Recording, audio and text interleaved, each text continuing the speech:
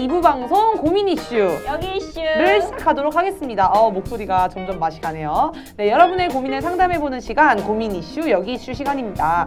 요즘에는 방송이 나가고 후기가 오지 않는 이런 사태, 사연도 오지 않는 이런 사태에서 우리 선생님께서 굉장히 흐뭇하게 웃고 계신데요. 어떻게 지내시는지 궁금하니까 후기를 꼭 좀 보내주셨으면 좋겠습니다. 오늘 사연자분은요, 멀리 살고 계셔서 메일로 좀 상담을 해보려고 하는데요. 메일을 보내시고 꽤 오랜 시간이 흘러서 지금은 많이 좀 상황이 나아지셨다고 해요.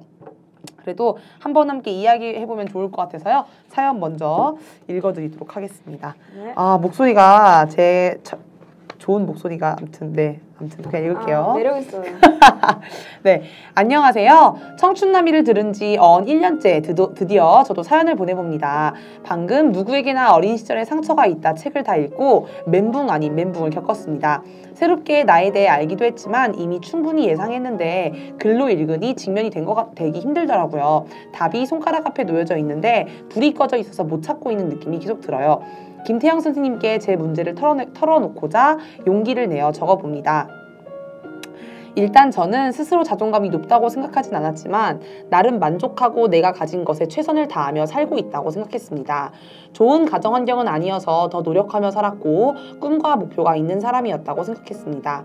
그런데 1년 전 저는 한 회사에 입사했고 제가 아직 어려서 그런 건지 제 양심상 도저히 감당할 수 없는 일들, 이해할 수 없는 시스템, 조직이라는 톱니바퀴에 나사가 되어버린 기분에 심각한 우울증에 빠져 있었습니다. 고등학교 때 노무현 대통령님의 서거에 큰 충격을 받은 저는 학교 선생님께 부탁해서 분향소에 갔었는데 너무 슬퍼서 제대로 분향소에 들어가지도 못했는데요. 그런데 공무수행이라는 큰 버스를 타고 양복을 입은 사람들이 히덕거리면서 분향소에 들어가는 모습을 보고 너무나도 분노했고 아직도 잊을 수가 없었습니다. 그런데 제가 가장 좋아하는 일과 직업이 그런 사람들을 위해서 이용된다는 사실이 저를 계속해서 괴롭혔고 매일 밤 집에 오면 울면서 잠이 들었습니다. 무엇보다 아무것도 할 수 없는 제 자신에게 화가 났다가 결국 어쩔 수 없다며 합리화해버리는 상황까지 갔습니다. 일을 하면 할수록 자괴감이 커졌습니다. 제가 평생 하고 싶었던 일이 낯설어졌고 더 이상 하고 싶어지지가 않았습니다. 저는 자존감이 낮고 애정결핍이 심하며 나르시즘까지 있지만 저는 제가 비겁하다고는 생각하지 않았습니다. 불의를 보면 당당할 거라 생각했는데 막상 현실로 닥치니 저는 비겁자의 도망자까지 되어버렸고 그때 사귀던 남자친구와 헤어지면서 저의 자기 혐오는 극에 달하면서 음식을 먹는 것을 거부하고 외모에 끊임없이 집착하며 식이장애를 겪었습니다. 그리고 몇 달 전에 저는 일을 그만두었습니다. 일을 그만둔다고 했을 때 회사 상사가 제게 한 말은 너무 대나무처럼 꼿꼿이 살려고 하면 금방 부러진다고, 그리고 이미 부러진 게 보인다고 말했습니다. 지금 저는 영어 공부를 하면서 해외 취업을 준비하려 했고 문득 이것도 현실 도피가 아닐까 하는 생각에 자기 분석을 시작했습니다.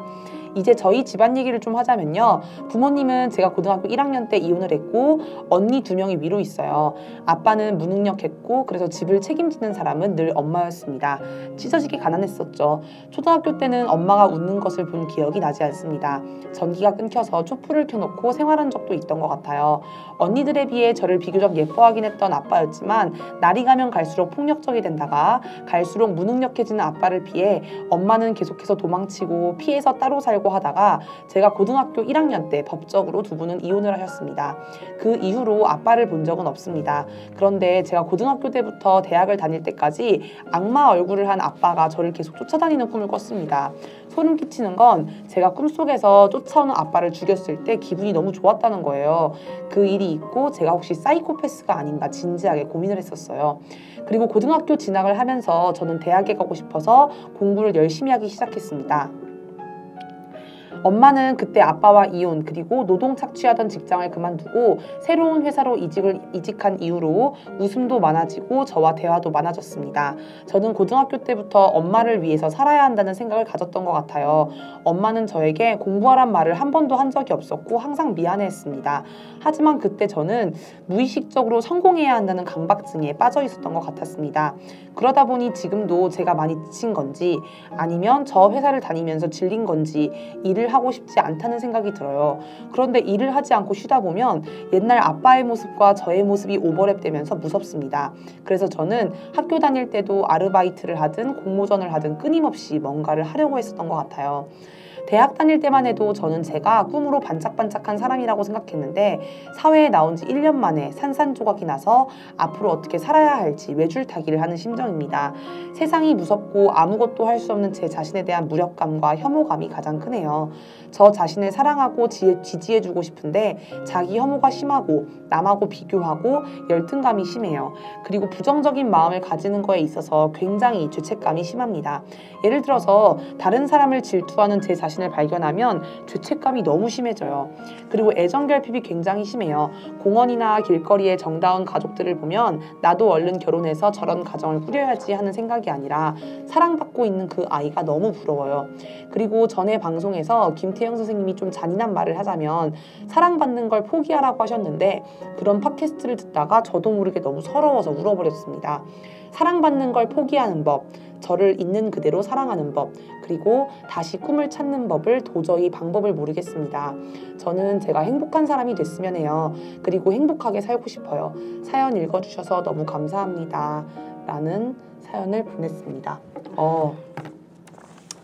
목이 버틸 수 있는지 모르겠네. 네, 아무튼 사연을 좀 읽어드렸는데요. 좀 꼼꼼하게 읽었습니다. 사연이 좀 예쁘다는 생각이 들었어요. 글이 좀 예쁘다는 생각을 많이 해서 잘 해봤는데 어떻게 또 사연 상담 진행해 주시면. 이분은 좀 자기 분석이라 그럴까요? 네. 그걸 좀 하신 분이 사연을 보내신 것 같아요. 네네네네. 고민도 많이 하셨고 또 책도 읽고 그러면서 이분 표현에 의하자면 답이 손가락 앞에 놓여져 있는데 불이 꺼져 있어서 못 찾고 있는 네. 느낌. 그러니까 아주 뭐랄까요? 자기 분석하면서 이제 경험하는 그런 단계죠. 뭔가 해답을 거의 도달한 것 같은데 행동으로 또 잘 안 될 때도 딱 있고 안 터지는 순간 뭐 그런 정도.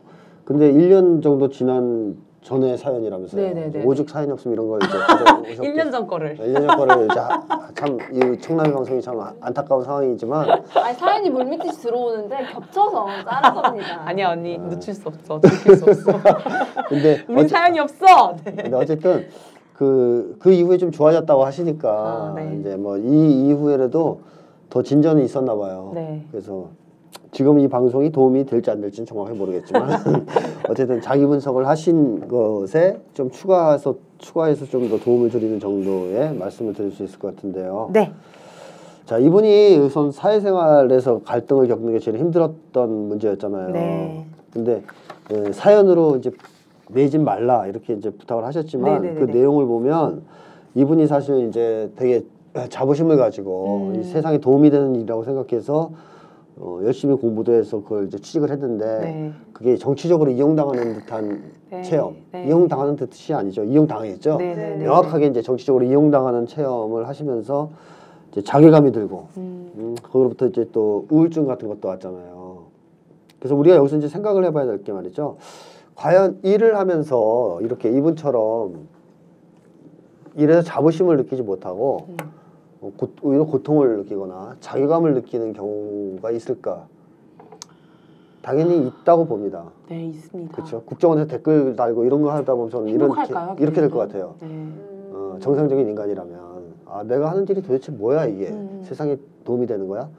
오히려 부정선거 하는데 일조하고 자기가 이런 역할을 들면 아마 아까 정당 창당 얘기를 했지만 그분들 참 힘들 것 같아요, 그죠? 그래서 그 직업도 어쩔 수 없이 좀 골라야 될 수밖에 없는 상황 아니냐 하는 생각이 들고요. 무조건 어떤 직업을 얻어도 다 자부심을 느낄 수도 없는 게 현실이니까. 네.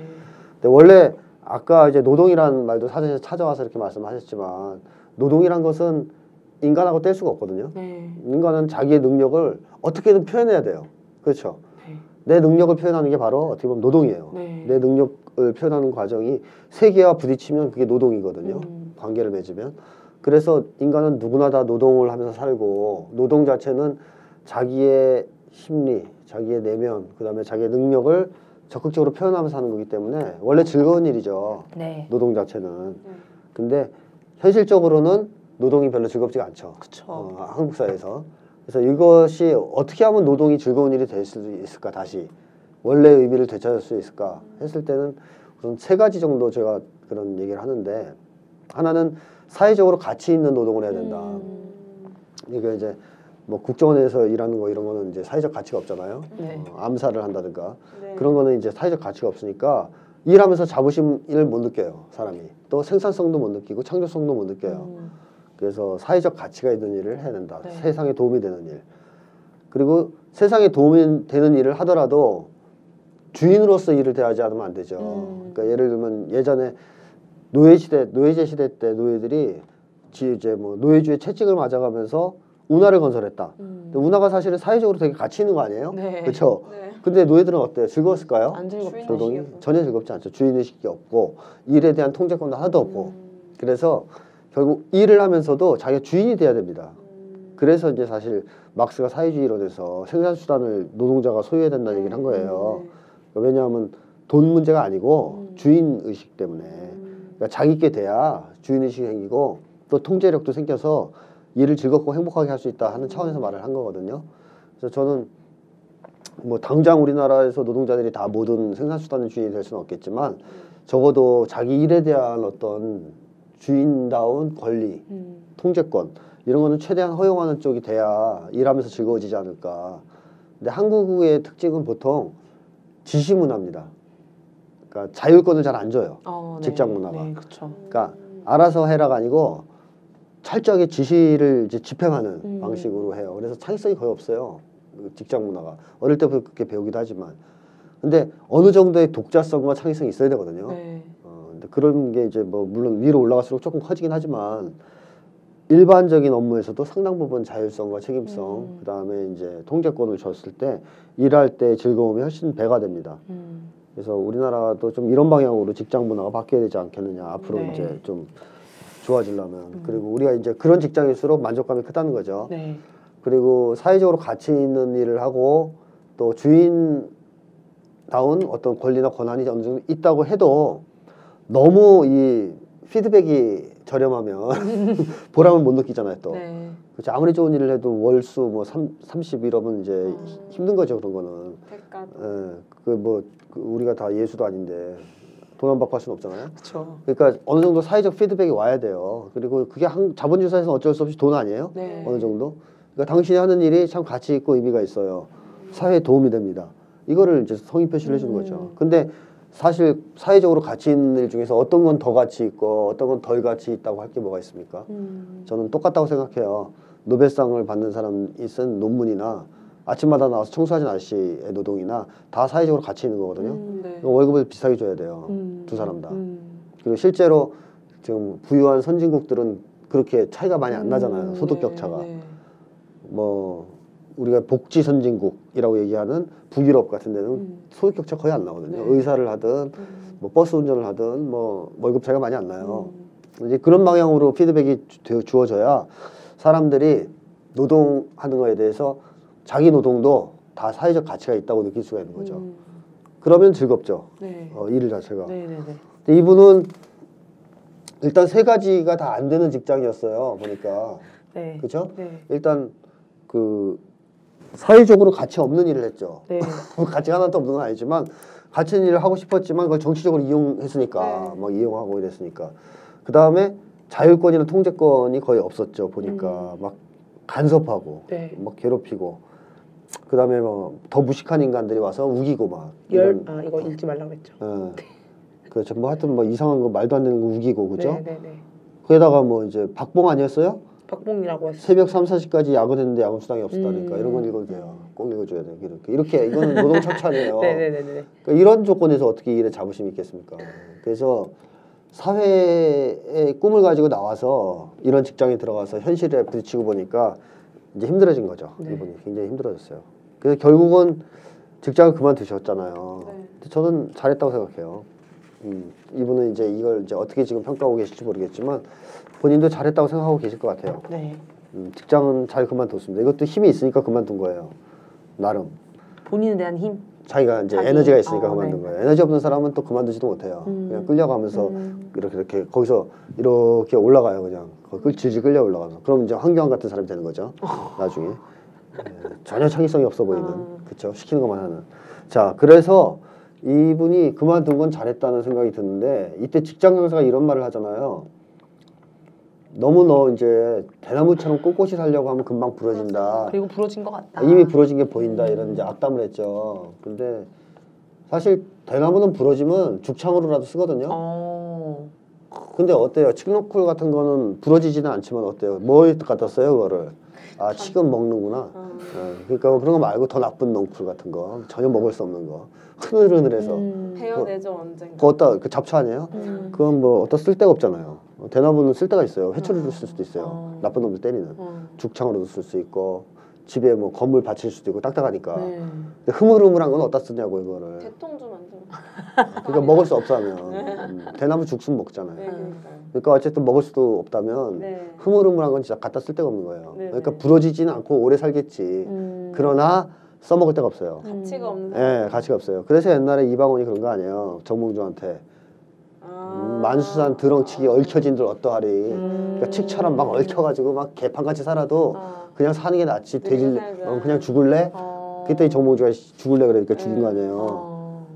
그럼 그때 막 더럽게 엉켜 살고 싶어요 그렇게? 만수산 드렁치기처럼? 그래서 이 사람은 그거잖아요. 그렇게 살라고. 근데 이분은 싫다는 거죠. 이건 잘한 거지. 뭐 나쁜 게 아니고 충고를 이런 충고하면 안 돼요. 굿잡.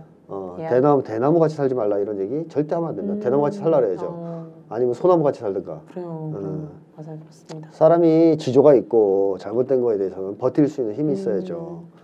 그리고 부러지면 또 그걸로 딴 거로 쓰면 되지. 소나무 장작도 쓰고 숯도 만들고 그러는데. 네. 근데 이거 드렁치가 얽힌 거는 쓸데가 없다니까 이거는 진짜 불지라 태워야 된다. 자, 이런 점에서 이분은 뭐 올바른 결단을 하긴 했어요. 그러나 이제 이런 과정에서 겪었던 심리적 고통이 좀 컸던 문제가 있다. 그리고 이걸 통해서 알 수 있는 것이 말이죠. 나름 그래도 이분이 에너지는 있는 분이라고 생각해요. 직장을 그만둔 것이 그걸 보여준다고 생각하고 증거로. 그래서 에너지가 있다는 것을 어디서 확인할 수 있냐면 질문 같은 거 보더라도 4번 나의 장래는 희망적일 것이다. 언제나. 그렇죠. 그다음에 28번 언젠가 나는 자유롭고 멋있는 사람이 될 것이다. 30번 네. 나의 야망은 좋은 사람이 되는 것. 42번 내가 늙으면 평화로울 것 같다. 이거 전반적으로 미래에 대해서 어떻게 보고 있어요? 이거? 긍정적이네요. 낙관적이고 긍정적이죠. 이게 보통 이 검사에서 이렇게 답한 사람 드물지 않아요? 네네네. 나 노후에는 혼자 있을 거라든가 다 안 될 거라 무섭다. 안 된다든가 이렇게 하잖아요. 그러니까 이게 무의식이 암암리 이 미래에 대해서 보는 게 좀 낙관적으로 이 사람 이분이 본다는 것은 이런 상태지만 그래도 에너지가 있다는 거죠.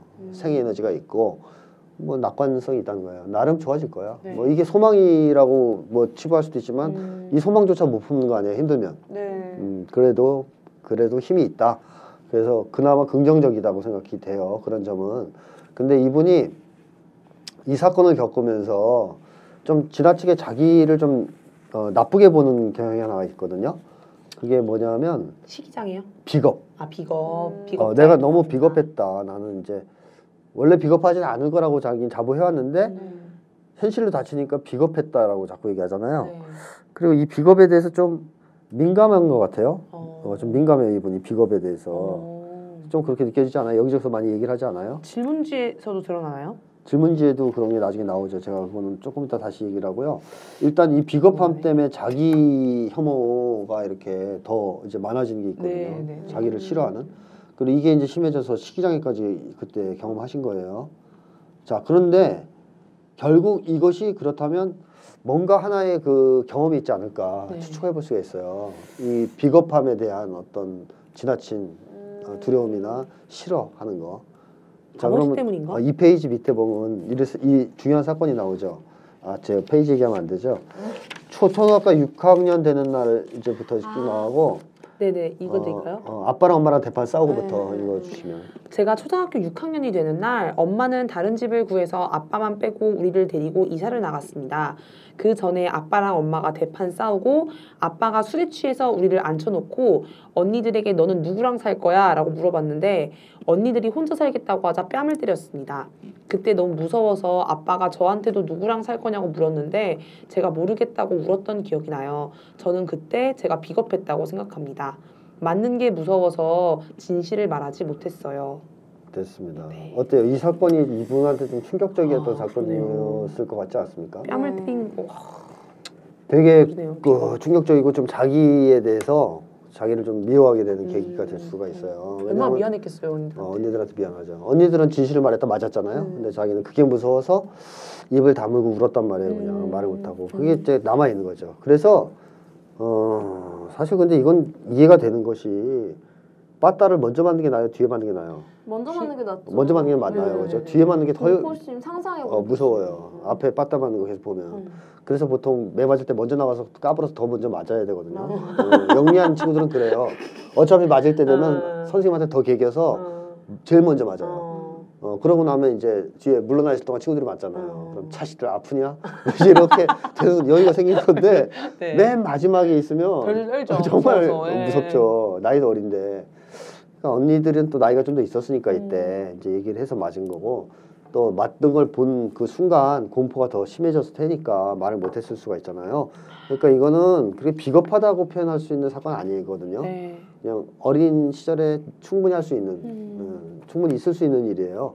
근데 이게 이제 이 사건 자체가 이분한테 충격이 되고 그 이후의 경험들이 누적되면서 좀 자신이 어떤 상황에서 탁 용감하게 치고 나가지 못할 때 그걸 이제 과도하게 비겁함과 연결시켜서 생각하는 경향이 있지 않느냐. 그래서 좀 지나치게 자기를 좀 냉정하게 대한다랄까요?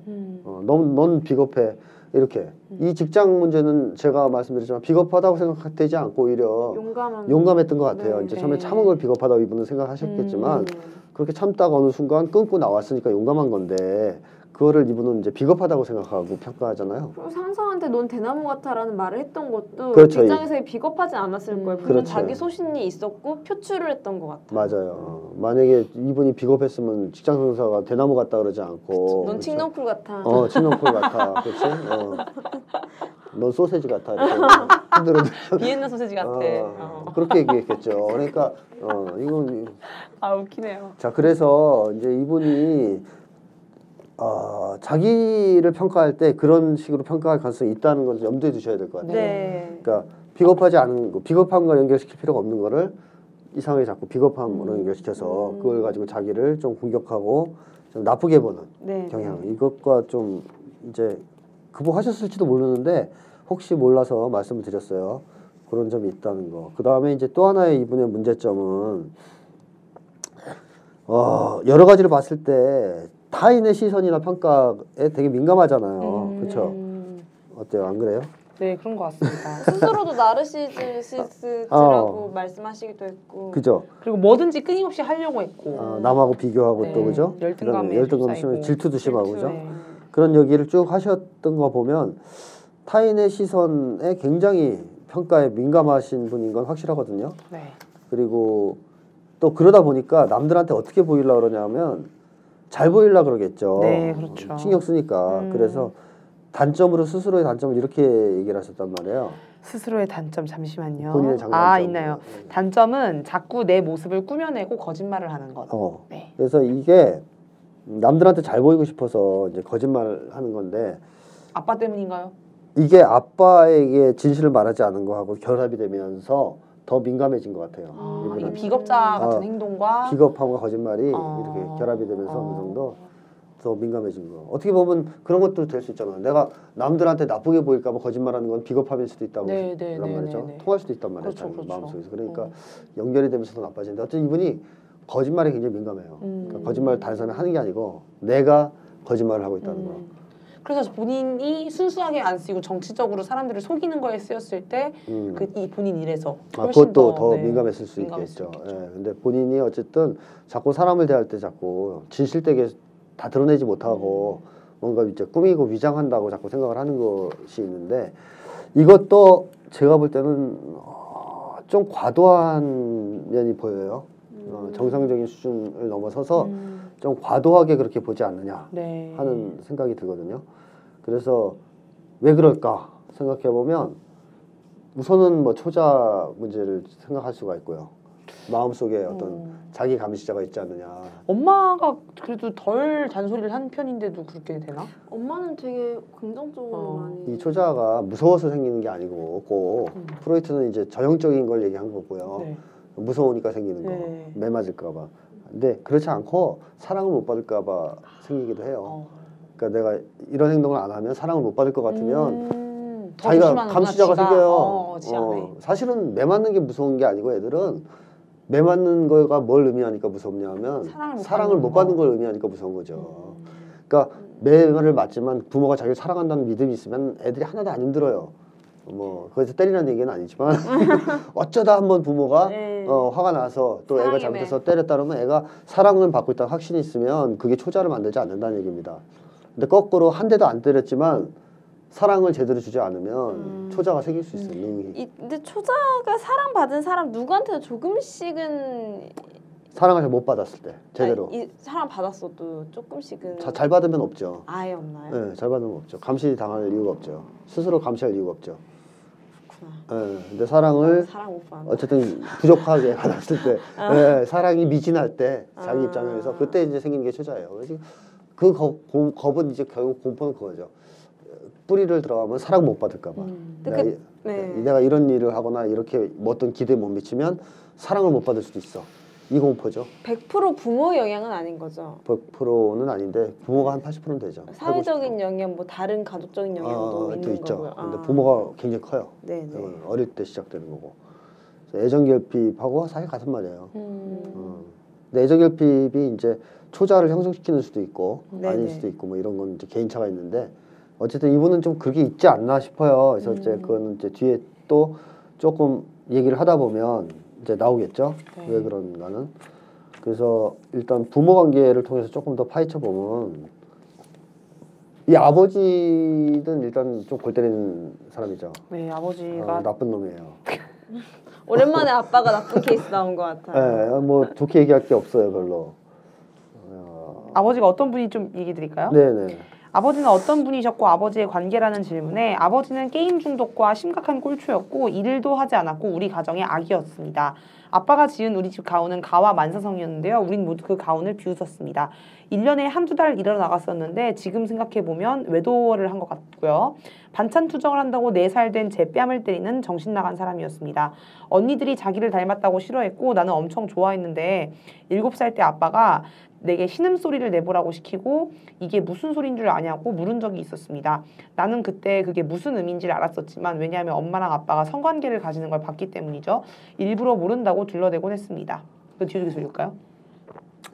네, 이거 뒤에 읽어보세요. 언젠가 아빠가 꿈을 꿨는데 본인은 죽었고 본인 장례식에 나만 울고 있었다고 했습니다. 엄마랑 언니는 그냥 무표정이었고 그걸 말하면서 엄마와 언니들한테 욕을 했었는데 나는 속으로 저도 안 울 것 같다고 생각했습니다.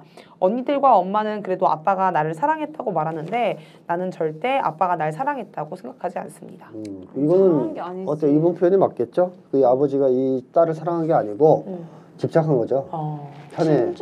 편애하고. 7살 때는요, 이분이 힘든 범죄를 당했었잖아요. 그렇죠. 성폭행인가요? 당한 그 자신의 딸한테 신음소리를 내보라는 게 이거는 진짜 미친놈인 거죠. 맞습니다. 제가 그 표현을 못 써서 대신 써주셨는데 네, 대신 써주셨네요. 그분이 그런 분이에요. 이 아버지가. 죄송해요. 아버지 이렇게 말하면 안 되는데 너무 화가 나가지고. 또라이죠. 죄송합니다. 하여튼 문제가 심각한 사람이에요. 그리고 이분이 이 아버지가 굉장히 나빴던 것이 일단 폭력적이잖아요.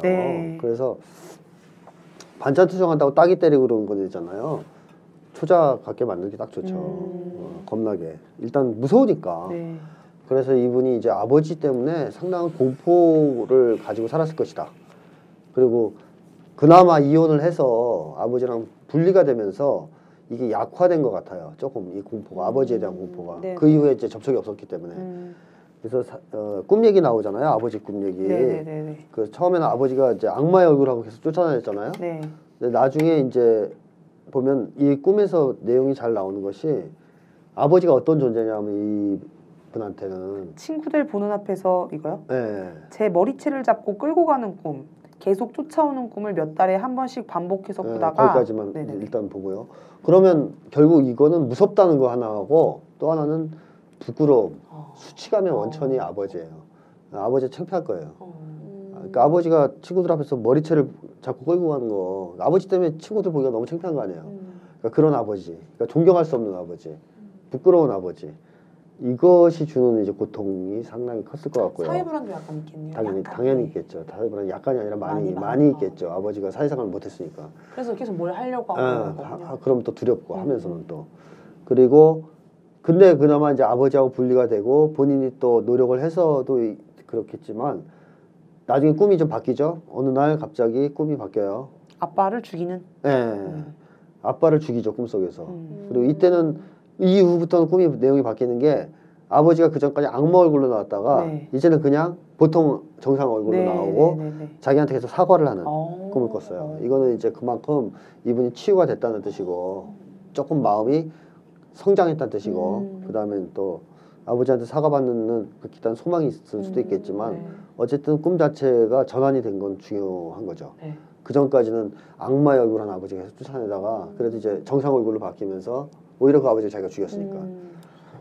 그래서 이분은 이제 오히려 꿈속에서 아버지를 죽일 때 기분이 좋았다. 그래서 사이코패스가 아닌가 진짜 고민했다는데 아니에요. 사이코패스가 치유가 된 거죠. 꿈은 훨씬 더 과장돼서 표현해요. 그래서 꿈은 이렇게 죽이는 게 맞아요. 그러니까 보통 남편하고 사이가 안 좋은 마누라가 꿈을 꾸면 화가 나면 도끼로 남편 찍어 죽이고 그래요. 근데 아주 사이가 많이 안 좋을 때 그렇죠. 도끼로요? 제가 직접 들은 거예요. 어떤 여자한테. 자기가 그런 꿈을 꿨는데 어떻게 생각하냐 그래서 잘했다 그랬어요? 아니 남편을 미워하시나 보다 그랬더니 화가 좀 나 있나 보다 그랬더니 맞다는 거예요. 근데 도끼로 죽일 정도는 아니라 이거지. 그래서 도끼로 죽일 정도가 아니지만 꿈에서는 과장되게 표현해요. 왜냐하면 꿈은 그 주변 사람이 보는 사람이 없잖아요. 보는 사람도 그걸 알아요. 자기도. 나도 알기 때문에 제한 없이 표현해요. 화나면 그냥 쌍욕을 하고 도끼로 찍고 이러면서 표현하지 주변 사람 봐서 점잖게 표현하지 않아요. 그래서 꿈에서 이렇게 나오는 거지 본인의 문제가 있어서 그런 건 아니에요. 정상이죠. 그리고 아버지를 죽였은 거 맞아요. 죽였어야 돼 한 번은. 꿈속에서라도. 왜냐하면 그렇지 않으면 공포를 이길 수가 없으니까. 아버지에 대한 공포가 해결이 안 됐을 거예요. 아마 이 꿈을 안 꿨다면. 근데 적어도 이분은 이 꿈을 꾸면서 아버지에 대한 아주 극단적인 공포에서는 벗어난 것 같거든요. 꿈 자체가. 꿈에서 반항을 한 거니까요. 꿈에서 응징을 한 거잖아요. 그래서 보통 이제 아버지가 이렇게 못되면 그런 꿈을 많이 꾸고 엄마가 또 이제 못되면 귀신 꿈 많이 꾸거든요. 귀신, 여자 귀신이 쫓아다니는. 여자 귀신이 이렇게 쫓아다니는. 그리고 꿈속에서 그 귀신을 죽여야만 엄마의 공포로부터 벗어나는데 보통 아이들이 상담받고 치유되다 보면 귀신을 나중에는 죽이든가 아니면 귀신을 대화를 하든가 귀신이 더 이상 안 무서워지든가 이런 단계에 도달하는데 그렇게 돼야 이제 그 엄마에 대한 공포에서 이렇게 벗어나는 거죠. 자, 이제 졸업하는 과정인데 이분은 그래도 다행히 그 부분을 이제 꿈속에서 이렇게 해결이 좀 됐다는 것은 그 이후의 과정이 나쁘지 않았다라고 봐야 되겠죠. 자, 아버지에 대한 이제 공포는 그래서 어느 정도 극복은 된 상태도 아직 남아 있겠지만, 근데 오히려 아버지가 준 또한 더 큰 문제는 아버지가 이제 철저한 실패자라는 거죠. 이게 이제 세속적인 의미에서의 실패자, 돈이 없는 실패자가 아니라 그 비겁한 인간이라는 거예요. 사실은 비겁한 인간은 자기가 아니라 아버지일 수도 있어요. 그래서 그 아버지가 너무 미워서 비겁함을 더 싫어할 수도 있는데. 이 아버지가 용감한 사람 절대 아니지 않습니까? 비겁하잖아요. 하는 짓이. 특히 집에 와서 애들한테 폭력을 썼다는 것은 사회적으로 굉장히 비겁한 인간이었다는 걸 보여줘요. 그러니까 밖에서 용감한 사람은 가정에서 폭력을 안 씁니다. 절대. 근데 이제 밖에서 비겁하면 가정에서 폭력을 쓰죠. 그래서 이분이 아마도 아버지의 이런 실패한 인생을 살았던 아버지, 그러니까 비겁하게 살았던 아버지 때문에 자기도 실패하지 않을까 하는 공포가 굉장히 클 것 같아요. 이게 이제 흔히 얘기하는 사회불안입니다. 제가 이제 얘기하는 아버지로부터는 그게 당연히 심할 것 같아요. 그래서 쉬지도 잘 못하고 쉬면 아버지가 연상되니까 계속 오버랩 되고 나도 아버지처럼 그러는 거 아니야? 이렇게 해서 이런 것도 지금 현재 문제가 되고 그래서 건강한 롤 모델을 찾아서 노무현 전 대통령을 이제 존경하셨을 텐데 안타깝게도 노 전 대통령도 돌아가시고 사실 어떻게 보면 좌절하셨잖아요. 그래서 그것도 이분한테는 조금 충격적인 사건이었을 것 같아요. 노 전 대통령이 성공하셔가지고 지금 대통령이 돼서 통일을 시켰다면 이분 병이 다 났을지도 모르겠는데 너무 안타깝게 노 전 대통령이 그렇게 돼서 더 슬픈 일이죠. 자, 국정원이 이분의 개인적 아픔을 더 심하시네요. 그렇다고 하죠. 국정원이 아픔을 심화시키자는 경우는 없습니다. 다 이제 심화시켰다고 봐야죠. 네. 그래서 이분이 아버지가 상당히 부끄럽다라는 거, 아버지처럼 될까봐 무서워하면서 쉬지도 못하는 거 이런 것도 있고, 그다음에 이제 계속 아버지에 대한 부끄러움을 떠안고 살고 있는데 그게 36번으로 이제 표현되는 것 같아요. 네, 완전한 남성상은 지켜줄 수 있는 남자, 용기 있는 사람. 그러니까 이게 아버지하고는 정말 대척점에 서 있는 남자죠. 네. 그러니까 이제 이런 아버지 때문에 받은 타격 이것이 좀 크다. 네. 그래서 이게 참 어른들은 비겁하게 살지 말아야 된다. 진짜. 네, 비겁하게 좀 살지 말아야 된다. 돈 없는 것도 괜찮고 뭐 딴 거 다 괜찮아요. 근데 비겁하면 안 돼요. 사랑은 해줘야지 자식을. 근데 사랑해 주는 것 갖고 안 돼요. 비겁하면 안 돼요. 왜냐면 자식한테 너무 큰 상처를 줘. 그리고 자식을 비겁하게 만들어요. 자식도. 부모가 일단 용감하게 살 필요가 있어. 자식을 위해서라도. 그리고 진짜 자식을 사랑한다면 용감해져야 되는 거 아닌가요? 네. 그렇죠? 그러네요. 자, 그렇습니다. 그래서 뭐 그냥 우리 한국의 부모들은 잘못 생각해서 보통 내가 그냥 밥을 잘 먹여주면 되지라고 생각하지만 그거 갖고 되는 게 아니에요. 용감한 부모가 돼야 맞아요. 자식한테 정신적 밥을 먹여줄 수 있잖아요. 그래서 현재 상황에서 이 아버지가 주는 정신적 충격이 상당히 심하다라고 봐야 되겠고, 그 다음에 이제 어머니는 그나마 이제 어머니까지 나빴으면 힘들었을 텐데. 최악이 됐을 수가 있겠죠. 근데 이제 이분이 어머니는 일단 평균 이상은 된다. 우리 여기 상담에 이렇게 보내는 사연으로 봤을 때 평균 이상은 이제 있는 위축 점수로 치면 70점은 넘는 어머니라고 봐야 되겠죠.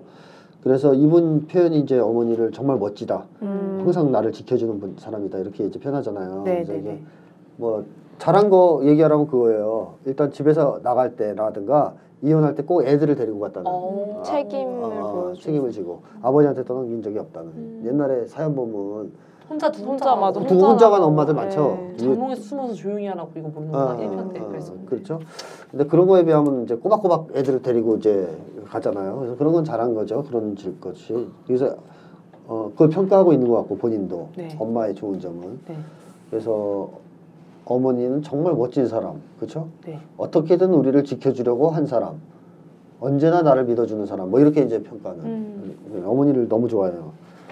그래서 13번 보면 그런 평가가 계속 나오는데 13번 봐도 질문에서 나의 어머니는 멋있는 사람, 내가 어떤 짓을 해도 내 편이 되어줄 사람. 나를 지지해 줄 것이다. 25번 봐도 내 생각의 여자들이란 다정하고 따뜻한 사람들. 이게 진짜 이때까지 본 25번의 답변 중에 제일 특이했던 것 같아요. 이게 이제 어머니냐 아니면 언니냐 이건 그쵸.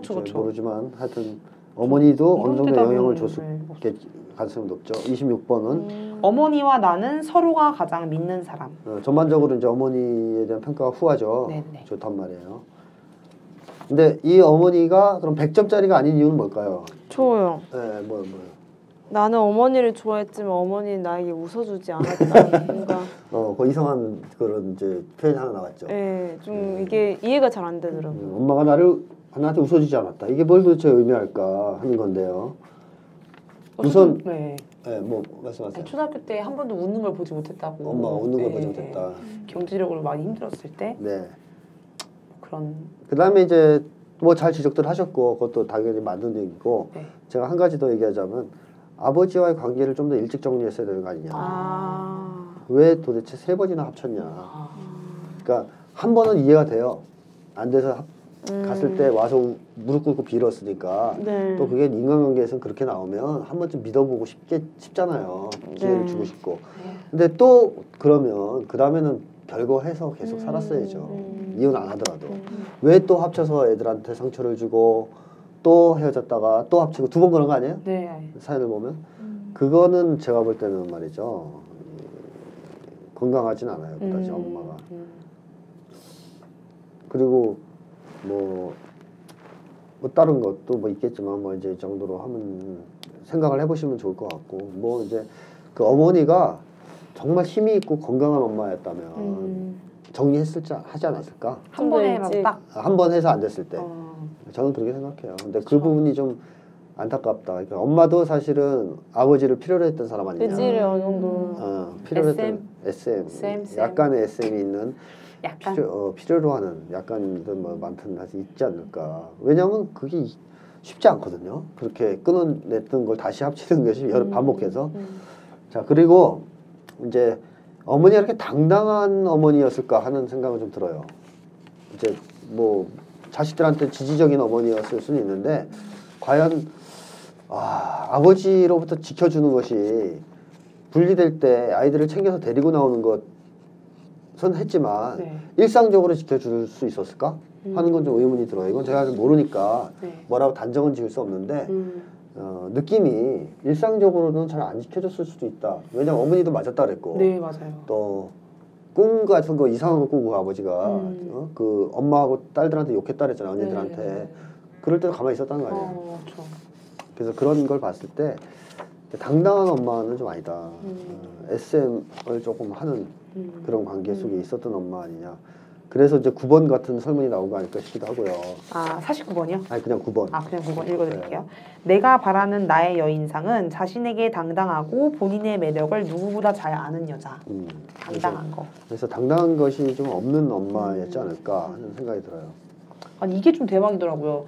아빠는 이거 어디지? 아빠는 엄마와 언니들에게 손찌검을 했고 언니들이 그리는 그림을 다 찢어버리고 아빠의 온라인 게임을 돕게 했습니다. 그러니까 엄마도 이제 같이 했다는 그 거 적극적으로 말리지 못했던 네네네. 거죠. 어쨌든 네. 그걸 통제 못하는 거 아니에요. 그러니까 쉽게 얘기하면 최악의 경우에 헤어져야 될 때는 자식들은 데리고 나왔으나 일상적으로 같이 살 때 자식들에게 아버지가 폭력을 쓰거나 자식들의 삶을 망치는 거를 제동을 걸지 못한 거 아니에요. 그리고 언니가 그 집에서 분리돼서 나갔을 때 아이가 혼자 있는데 바로 옆방에서 큰 소리를 내며 싸운다는 것 또한 아이들 계속 불안하게 만드는 요인이 됐을 거. 그러니까 이제 집안에서 살 때는 막상 아버지한테 꼼짝 못하고 조금 이렇게 쥐어 사는 희생자 스타일, 병역자 스타일일 수도 있어요. 네. 그러다가 이제 참다 안 되면 애들 데리고 나가는. 이건 별로 안 좋아요. 내가 이제 얘기하는데 그렇게 살 바에는 그냥 빨리 나와서 그냥 혼자 사는 게 나아요. 힘없어서 못 싸울 것 같으면. 아니면 싸우면서 계속 제동을 걸든가. 자, 그런 점이 좀 안타까워요. 그러니까 100점이 안 된 이유는 거기에 있다. 네. 물론 이제 70점이나 돼서 참 다행인데 너무 이제 점수가 낮은 엄마들이 많다 보니 이 정도도 괜찮지만 그래도 아쉬운 거는 이제 그런 점까지 있었으면 훨씬 더 좋지 않았을까 하는 생각이 있고요. 그 다음에 결정적으로 조금 이제 문제가 되는 게 뭐냐면 엄마가 기대를 좀 자식한테 기대를 좀 갖지 않았을까 싶은 생각이 있거든요. 저도 그런 생각했어요. 왜냐하면 노골적으로 공부 잘하라는 얘기도 안 하셨고 네네네. 또 압박은 안 했는데 이분이 그 보면 고등학교 때부터는 엄마를 위해서 살아야 한다는 생각을 가졌다 이렇게 표현했어요. 네네네. 그리고 또 그 뒤에도 어때요? 고등학교 때 상을 받고 반에서 1등을 하기 위해서 공부하고 전부 엄마를 위해서 했던 것 같다. 그렇죠. 네. 그러면서 그리고 미안- 자랑스러워 해주는 게 좋았다. 자랑스러워했다는 거 어쨌든 자랑스러운 표현을 했다는 거잖아요. 그렇죠. 근데 이제 이건 다시 말하면 그런 걸 못했을 때는 최소한 자랑스러워하지 않았다. 그렇죠, 그러니까, 그렇죠, 그렇죠. 그러니까 자식이 성취를 했을 때와 성취를 못했을 때 태도에 차이가 있다는 거죠. 그러니까 이분이 노골적으로 그걸 가지고 뭐 괴롭히거나 뭐라고 하진 않았는데 다른 엄마들 심한 엄마들처럼 하지만 자식이 어느 정도 자기 기대를 은근한 기대를 성취하는 듯했을 때는 칭찬을 해준다는 것은 그렇죠. 역으로는 자식들 입장에 추측할 수밖에 없지 않아요? 보통의 엄마들이 다들 이렇죠, 근데. 그렇긴 한데 이제 그게 격차가 있었을 수는 있어요. 그러면 이제 이분은 내가 기대를 충족하지 못하면 엄마가 나를 자랑스러워하지 않고 사랑하지 않을지도 모른다는 두려움을 갖고 있을 수 있어요. 그리고 사실 까놓고 얘기해서 이런 정도로 이분이 표현한 정도로 좋은 엄마면 애정 결핍 있으면 안 되죠. 그렇죠. 어떻게 애정 결핍이 있고 남하고 비교를 합니까? 문제가 있는 거죠. 어느 정도는. 자, 그래서 저는 엄마가 상당히 노골적인 기대는 없었지만 은근한 기대가 있었고 그것을 전달을 했을 것이다. 우리 자식들은 그 자식으로서 이걸 느꼈기 때문에 자기의 삶을 엄마한테 좀 맞춰서 사는 쪽의 삶을 살지 않았을까. 네. 그래서 이거는 지금도 한번 검토를 해보셔야 됩니다. 지금은 이제 바뀌었는지 내 삶이 이제 나를 위한 삶이 됐는지 아니면 네. 아직도 엄마를 위한 삶인지 이런 건 한번 검토를 해보셔야 될 것 같고요. 네. 그 다음에 이제 마지막으로 또 하나의 문제점은 엄마도 초자를 만드는데 기여했을 수 있다. 아버지만이 아니라. 하는 것이 어떤 점에서? 제 생각이에요. 왜냐하면 이분이 질투 같은 걸 하면 죄책감이 심해진다는 이상한 얘기를 하셨거든요. 네네네. 이건 사실 일반인들의 경우에 누구를 질투할 때 그 죄책감을 유발합니까? 전 좀 그래요. 그래요? 네. 아, 그것은 정상적이진 않아요. 드문 거예요. 아 그런가요? 네, 드문 거예요. 질투할 때는 죄책감이 아니고 보통은 그냥 화나는 거죠. 결핍감 같은 걸 오히려 느끼고 분노를 느끼는 거 아니에요? 저도 좀 그래요. 지금 저희가 둘이 건강하진 않아요, 선생님. 저희가 건강하지 진행자일 않고. 뿐이지. 누굴 질투해놓고 이러면 안 되는데요. 질투 대상한테 미안하고 갑자기 이런 네, 마음을 네. 가졌다는 그 게. 사람한테. 네. 그럼 여기는 죄책감의 대상이 다른 건가요? 저는 엄마라고 봐서. 엄마라고 봤다. 왜냐하면 부정적인 마음을 가지는 것에서 굉장히 죄책감이 심하다 그러면서. 그건 아니에요. 그 이런, 대상한테 저희는. 자, 어쨌든 그래서 하여튼 상대방한테 죄책감도 그렇게 많이 가질 필요는 없어요. 뭐 질투하면 할 수도 있지 좀. 난 죄책감을 많이 가진 건 참 납득이 잘 안 되는데. 하여튼 죄책감을 느낄 필요는 없다. 그 사람을 죽이지 않았으면 때리거나. 그렇잖아요. 그냥 마음속으로 그냥 미워한 거 아니에요, 좀. 네. 뭐 이게 죄책감 가질 일이에요, 다 그런 거. 저희 이명박 정말 미워하는데. 박근혜랑. 죄책감 전혀 안 느끼는데. 죄책감이 없네.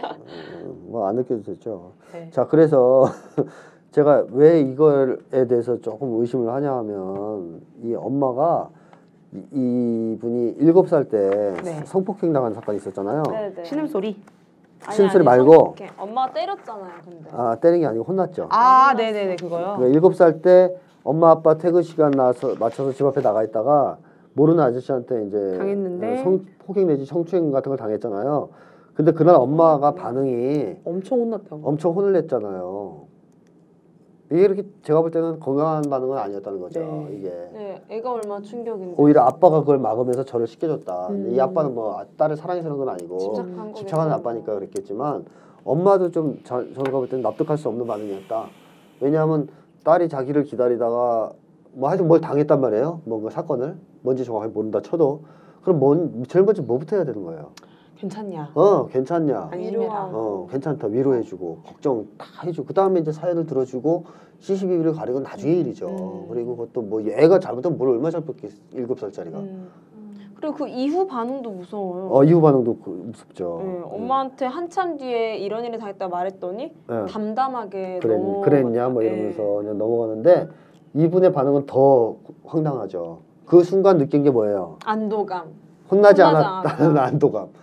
이건 뭘 의미할까요? 그거를 제대로 얘기했으면 엄마가 자기를 어떻게 했을 거라는 거죠? 혼냈을 거라는 거죠. 얘도 초자인가요? 강력한 초자죠. 7살 때 이미 이랬다는 거 아니에요? 7살 때 그 사건을 당했을 때 엄마가 자기를 혼냈을 뿐만 아니라 그 이후에도 역시 말했을 때 엄마가 위로는 안 해줘도 상관없어요. 혼만 안 내면 안도감을 느껴요. 굉장히 엄마가 무서운 엄마였다는 얘기예요. 이전에 이미 7살 이전부터. 그러니까 이 엄마가 좋고 멋있고 뭐 이런 것만 있는 게 아니고 꽤다 무서운. 초자를 유발시킬 만한. 나중에는 안 그랬을 수 있는데 그 전에는. 유년기에. 적어도 유년기에는 무서웠던. 그러면 초자가 강력해지죠 마음속에. 그렇죠. 그리고 그것 때문에 뭘 잘 못하는 걸 못 견디죠. 완벽주의 같은 게 생기죠. 맞아, 완벽주의 있으시죠. 뭐라도 정확하게 다 해야 되는. 자, 이게 또 이제 이분한테는 좀 문제이고 이렇다 보면 자꾸 죄책감 느끼게 돼 있어요.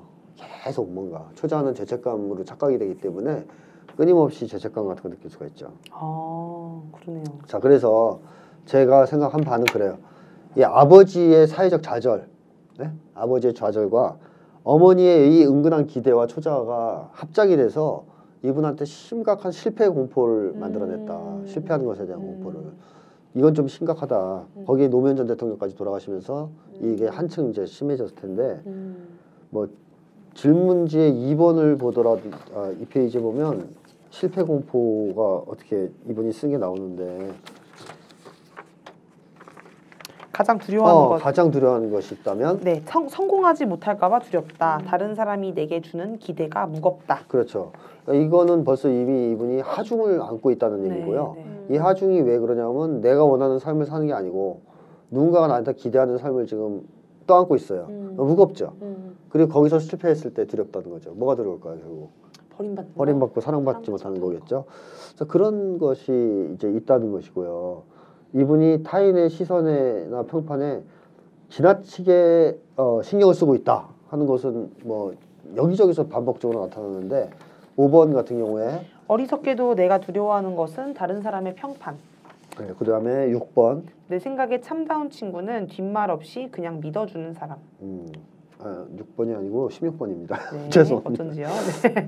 내가 정말 행복할 수 있으려면 나와 다른 사람을 그만 평가하기. 그렇죠. 그다음에 비교 평판이라는 거고 이렇게 끊임없이 다른 사람을 과의 평판을 중시하고 네. 다른 사람의 시선을 걱정하고 다른 사람과 자기를 자꾸 비교하는 이런 것이 결국 이제 실패 공포와 연관이 있다라고 생각이 되고 그러다 보니까 이분이 결국 거짓말 같은 걸 많이 하게 돼요. 네. 자꾸 그런 데서 사람들이 자기 나쁘게 볼까봐 겁이 나니까 자꾸 맞추는 거죠. 그래서 이제 그것도 보면은 14번. 네. 무슨 일을 해서라도 잊고 싶은 것은 사람들에게 거짓말한 것. 17번. 어렸을 때 잘못했다고 느끼는 것은 관심 받으려고 거짓말한 것. 33. 내가 다시 젊어진다면 거짓말하지 않고 솔직하게 살 것이다. 34. 나의 가장 큰 결점은 나 자신을 있는 그대로 못 보여주는 것. 46번. 무엇보다도 좋지 않게 여기는 것은 거짓말. 네. 6문제 중에 5문제의 거짓말이에요. 그러니까 이분이 라이. 굉장히 여기에 대해서 지금 이제 심각한 상태예요. 네. 그러니까 본인이 남한테 자꾸 맞춰주는 삶을 살고 있다는 것 자체에 대해서 한계점에 좀 도달하지 않느냐는 생각이 들 정도로 지금은 그게 싫어요. 자기 모습이. 자꾸 거짓말하는 것 같다는 거예요. 위선자 같다는 거죠. 그래서 이제 실패도 이제 그만큼 무서워하기 때문에 이런 증상이 이제 당연히 나온 거 아니겠습니까? 네. 실패할 걸 두려워하지 않는다면 거짓말할 이유가 없죠. 그죠? 뭐 실패할 게 너무 무서우니까 거짓말을 하는 거지. 내가 뭐 실패할 수도 있고 남들이 나를 뭐 욕하면 어때? 뭐 이러면 이제 도저히 이제 거짓말을 안 해도 상관없잖아요. 그죠? 저는 그런 거 안 무서운데 거짓말 잘하는데 좀 그건 좀 다른 케이스겠지만 어쨌든 이 거짓말은 남들한테 실패했을 때 뭐라고 얘기를 들을까봐 그게 싫어서 이제 거짓말하는. 자, 그 밑에는 뭐가 있느냐? 결국 11번이 있다는 거죠. 11번이 네. 내가 늘 원하기는 혼자 있어도 외롭지 않는 것. 그러면 이게 결국 뭐죠? 지금 혼자 있으면 외롭다는 거. 외롭다는 거죠. 혼자 있는 것을 어떻게 지금 어떻게 생각해요? 두려워하고 있어요. 두려워한다는 거죠. 이분이 그런 얘기를 많이 해요. 나중에 그 보면 행복 이런 것도 혼자서 외롭지 않은 얘기를 많이 하는데 그럼 외로워지는 게 좀 무섭다는 얘기죠. 네. 그러니까 이게 다 연결이 돼 있는 건데 하나로 결국 시작은 출발점은 부모의 사랑이 충분하지 못한 데서 오는 이제 애정 결핍과 네. 또 어떤 기대를 충족시키지 못했을 때의 사랑을 잃을지도 모른다는 공포. 네. 여기에 아버지의 사회적 불안. 사회 불안과 네. 좌절의 경험 이것이 결합이 되면서 내가 사회 속에서 뭔가 성공하고 잘하지 못하면 사람들이 나를 버릴 수 있고 그러면 나는 이제 또 혼자가 될 수도 있다. 사랑받지 못할 수 있다 하는 생각을 이분이 갖고 있겠죠. 그리고 그게 이제 아까 얘기했던 방송에서 제가 사랑받기를 포기하라 그랬을 때 울음이 탁 터졌다는 사랑을 많이 받았다면 울음이 터지겠습니까? 안 터지는 거죠. 근데 이제 못 받았어요. 그래서 지금 그게 너무 힘든 상태라는 거죠. 그래서 이제 원인은 어느 정도 규명이 된 것 같고요. 이분이 왜 그렇게 타인과 비교하고 자기에 대해서 엄격하고 그 다음에 이제 혼자 되기를 그렇게 무서워하고 이러느냐. 그것은 결국 부모 관계가 그다지 좋지 않았기 때문에. 그러니까 아버지 관계는 일단 굉장히 나쁘고 어머니 관계도 아주 좋은 편은 아니다. 그러니까 평균 이상은 되지만 또 그렇게 좋은 편이라고 할 수는 없다. 문제가 있다 이런 얘기입니다.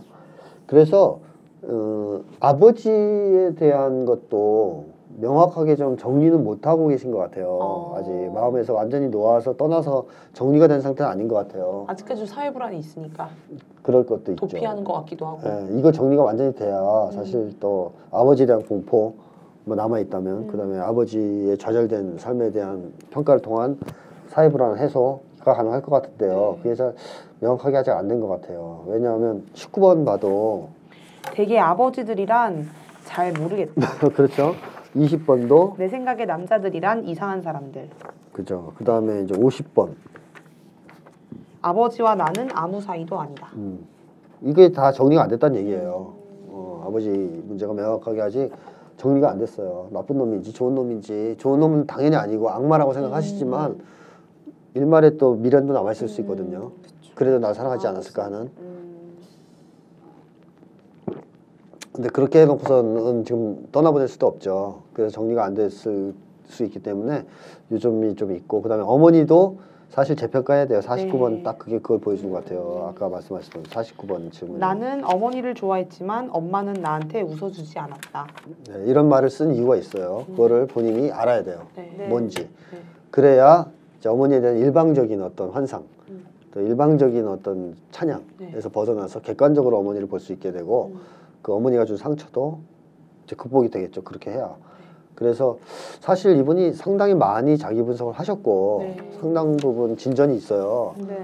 그러면 지금 1년이 지났으니까 더 많은 진전이 있어서 다 해결됐을 수도 있겠지만, 만약에 지금도 이 처음에 사연을 보내셨을 때처럼 뭔가 답이 있는데 못 찾고 있는 것 같다, 마지막으로 돌파가 안 되는 것 같다, 그러면 그거는 완결을 하기 위해서라도 자기 분석을 조금 더 치열하게 하시던가 아니면 정리 상담을 받아보시던가 간단하게 몇 회기라도 하는 거, 좀 총정리라 그럴까요? 자기가 혼자 해왔던 거, 그런 것도 한번 고려를 해보셨으면 좋겠고, 그 다음에 또 한 가지는 사회적인 롤 모델을 좀 추가를 했으면 좋겠다. 노무현 전 대통령 또 계속 가슴속에 간직하되, 김태형 선생님 저는 하면 안 되고 아직 아닌가요? 아직 안 되고 급이 안 되고 좀 더 이제 훌륭한 사람들이 많잖아요. 이재명 성남시장.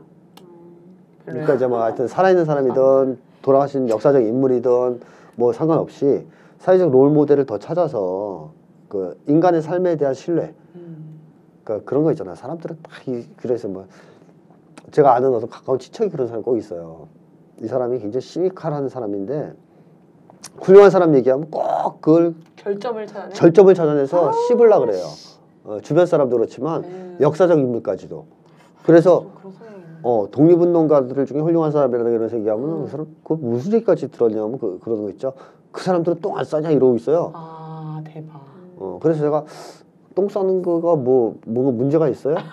그런 그 얘기 한 적이 있거든요. 그랬더니 그건 아니지만 뭐 어쨌든 내게 인간이란 얘기야 뭐 이런 뭐 말도 안 되는 소리인데, 하여튼 그 있잖아, 이순신 장군도 깔라고 어떻게든 뭐 흠집 내려고 그러고 뭐 그렇게 완기박한 인간이 어딨어 뭐 그럼 우리가 언제 또 완벽한 인간이라서 칭찬했어요? 그건 아니잖아요. 누가 하지도 않은 말을 갖고. 근데 꼬인 사람들이 있어요. 꼬인 사람들, 악착같이 인간을 불신하려는. 그건 뭐냐면 자기 불신이에요. 사실은 자기 불신이고, 그 다음에 안타까운 얘기지만 그 사람은 좋은 인간 체험해보지 못한 사람이에요. 좀 불쌍하죠. 어릴 때 가까운 자기 친인척 중에서 좋은 사람 한 명이라도 본 사람 그런 얘기 안 해요. 한 명도 못 봤다는 얘기죠. 저는 알아요. 그 사람 주변에 없는 거. 친척이니까 또 아시죠. 친척이니까 알죠. 어릴 때 방송 안 들어요. 어차피. 안 듣겠죠. 안 듣는 위치에 있는 사람이. 안 듣겠죠. 주변에 다 하나같이 어릴 때 보면 이상한 사람들. 집안이 권력도 있고 부도 있었지만 인간 쓰레기들이에요. 이 사람한테 나쁜 짓도 시킨 거 있어요. 방송에 이 얘기 절대 하면 안 되는데 진짜. 그래서 이 사람이 어릴 때부터 인간을 믿을 수가 없는 상황에서 자랐어요. 그러니까 결국 그 분노 때문에 괜찮은 사람도 끌어내리려는 거죠.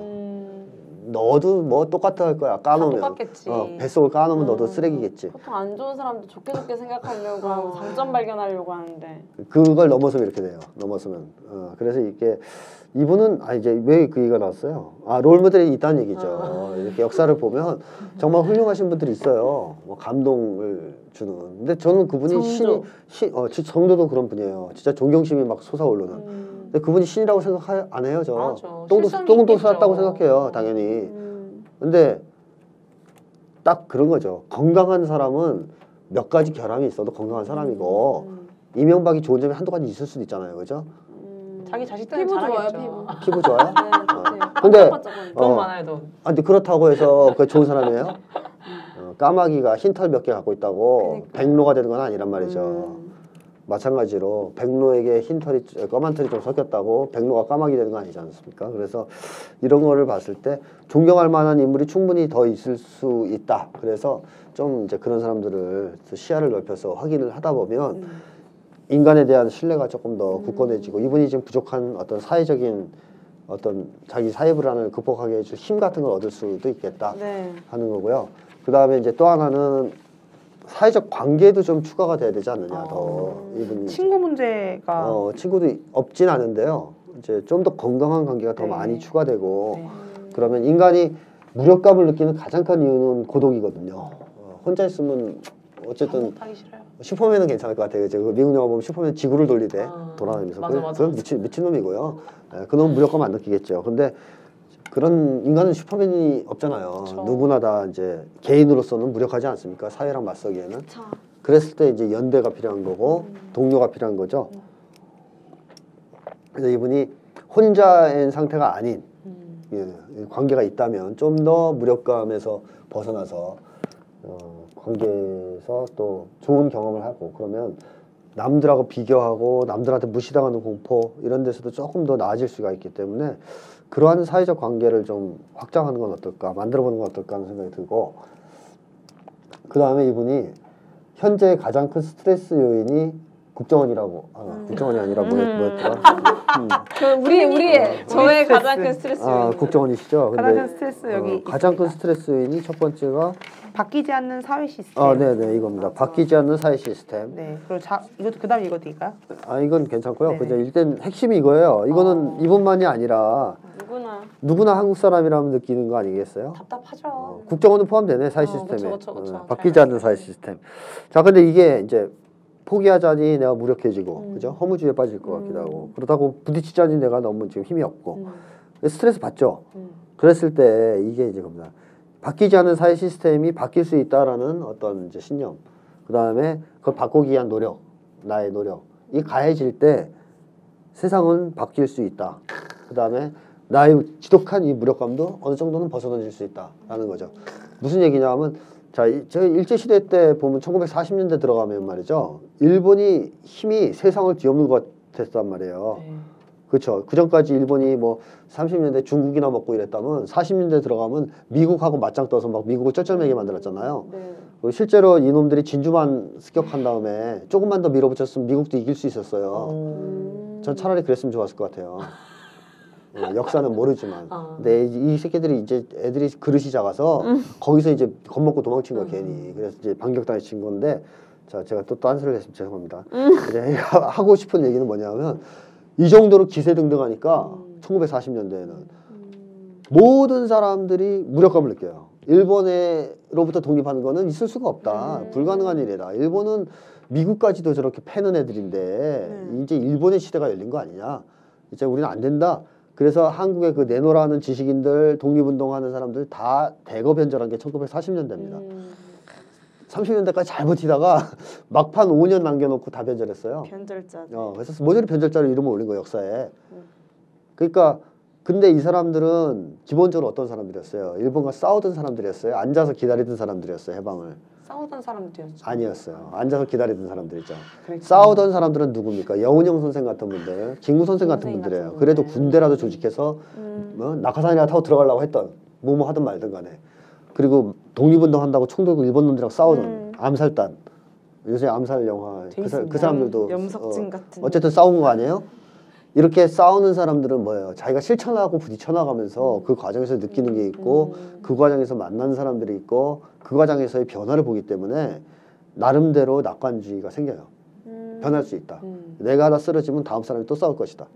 등등이 생기는데 가만히 앉아있는 사람들 절대 안 보여요. 그래서 지나치게 비관주의에 빠질 우려가 커요. 맞아. 즉 다시 말하면 내가 행동하냐 행동하지 않냐 실천하냐 실천하지 않냐에 따라서 굉장히 많은 차이가 있다는 거 심리적으로. 그래서 가만히 앉아있으면 안 됩니다. 만약에 이제 탄광에서도 붕괴가 돼가지고 갇혔잖아요. 가만히 앉아있는 놈은 비관주의 때문에 죽어야지. 근데 굴 매일 파는 사람은 살 수 있다는 희망을 유지하기가 훨씬 쉬워요. 오래 살죠. 네, 왜냐하면 자기가 볼 때 벌써 파졌거든 10m가 날마다 파서 그 모습을 보는 사람과 아무것도 안 하고 굴에서 굴 뚫리기만 기다린 사람은 심리가 달라질 수밖에 없다는 얘기죠. 그래서 사람은 실천을 해요. 그렇습니다. 실천을 해야 된다는 거죠. 실천 속에서만 건전한 정신을 유지할 수가 있어요. 그래서 이분이 바뀌지 않는 사회 시스템이 가장 큰 스트레스를 좀 주고 있잖아요. 그러니까 이 시스템을 바꾸기 위한 실천, 크던 작던 어떤 방식이든 자기의 실천을 조금씩 해나가는 것이 이 스트레스를 줄일 수 있는 하나의 비결이다. 그리고 이걸 못 줄이면 우리는 다 미친다. 한국 사회에 살면서 그래서 그런 점도 하시면 좋겠다는 거죠. 이제 기운이 있으시면. 자, 그 정도까지만 지적을 하겠습니다. 네. 과제를 와. 말씀드립니다. 또 실천 얘기하면서 우리 태은 언니, 아니 태은 언니 다시 할게요. 실천 얘기하면서 우리 윤태은 언니가 할 말이 좀 더 있을 것 같은데 마무리 멘트 하면 마무리 얘기하면서 같이. 아 그래요. 눈짓이라든지 예. 입술이 뜯어가지고 너무 창백하네. 그 선생님 세월호의 국민들이 많이 무기력한 상태에 빠졌다 했잖아요. 근데 제가 요새 사월에라는 일 동아리를 하면서 거리는 다른 거예요. 정말 아직 많은 사람들이 기억하고 있고 항상 힘받고 있거든요. 저는 그래서 아주 지금 긍정적으로 바라봐요. 네. 그래서 정말 사람은 실천하는 힘이 있어야 된다는 생각이 들어서 정말 이게 너무 와닿았고 이분도 그 실천을 하고 긍정적인 인간관계를 늘리신다면은 물론 많이 회복하시고 많이 이런 과거 아픔에서 벗어나셨지만 조금 더 빨리 본인이 원하는 행복한 삶을 살 수 있지 않을까라는 생각이 들고 오늘 2부 제목을 제가 뽑았는데 정말 말해주고 싶어요. 네. 당신은 비겁하지 않다. 아 네, 말을 좀 해주고 싶습니다. 좋습니다. 네, 저는 갑자기 제 꿈 생각이 좀 났습니다. 여기 아버지를 죽였다는 말 속에 제가 그때 한 2달 전쯤에만 하더라도 그 어떤 가게 사장님이 저한테 사랑한다고 했는데 꿈에서 그 다음날 가보니까 없어져가지고 그 사장님 사랑한다는 말 듣고 싶어서 그 사장님 찾는 꿈을 잘 꿨다고 했잖아요. 근데 제가 얼마 전에 꿈을 꿨었는데 요 며칠 좀 비슷한 꿈을 계속 꿨는데 뭘 나한테 계속 지적을 하고 뭐 비슷한 말을 했어요. 너 그러면 뭐 이제 큰일 난다, 혼 난다, 막 이런 얘기 했었는데 제가 꿈에서 괜찮아라고 얘기했던 게 기억이 나요. 그래서 계속 그걸 계속 했어요. 그 꿈에서 하는 일들을. 일이 뭔진 기억은 안 나는데 괜찮아라는 말을 하고 아침에 딱 일어났는데 뭐 하다가 갑자기 그 괜찮아라는 말이 생각이 난 거예요. 꿈에서 내가 그 말을 했구나. 그러니 갑자기 뭔가 이게 좀 내가 많이 고쳐진 건가? 나아진 건가라는 생각을 하면서 같은 또 동질감을 느끼면서 많이 좋아지셨다니까 이 방송을 듣고 더욱 보완할 점 있으면 보완하시면서 좀 가끔 좀 느끼는 건 사연이 이제 다 비슷비슷해지는 것 같아요. 약간 뭐랄까 그 부모님으로부터 애정 결핍과 그런 IMF를 겪으면서 아빠들의 무능력함 속에서 사회 불안 약간 이러면서 애정결핍 초자 이런 바탕과 이런 원인 자체가 좀 비슷해지는 것 같으니까 다른 분들도 전 사연을 많이 들으시면서 치유를 좀 같이 해나가는 그런 화이팅하는 자세가 있으면 좋을 것 같고요. 이분이 그 듣고 싶은 노래로 자우림의 페니아라는 얘기를 알아요? 한 소절 불러주세요. 몰라요, 전 몰라요. 저도 몰라요. 한번 부르세요. 들리나 이게? 그렇게 불러요 진짜? 자우림이 트로트 가수였나요? 베니야 이렇게 불러요? 콧소리도 냈구나. 저는 자우림의 페니와 함께 빅뱅의 거짓말도 같이 틀어주면 좋을 것 같다. 왜냐면 거짓말이라는 얘기가 워낙 많이 나왔기 때문에 또 유군이 2개를 좀 틀어주면 좋을 것 같다는 생각을 좀 같이 했고요. 네, 응원의 한마디는 이걸로 좀 마무리를 지으면서 파이팅! 네, 여러분의 사연은 cchngnami@gmail.com 혹은 페이스북이나 네이버 카페에서 나를 미치게 하는 것들을 검색해 주시면 이렇게 좀 보내주시면 좋겠습니다. 신청곡 자우림의 페니와 함께 빅뱅의 거짓말 I'm so sorry. 네. 10회 네. 2부 방송 마치도록 하겠습니다. 감사합니다. 다음에 다시 만나요.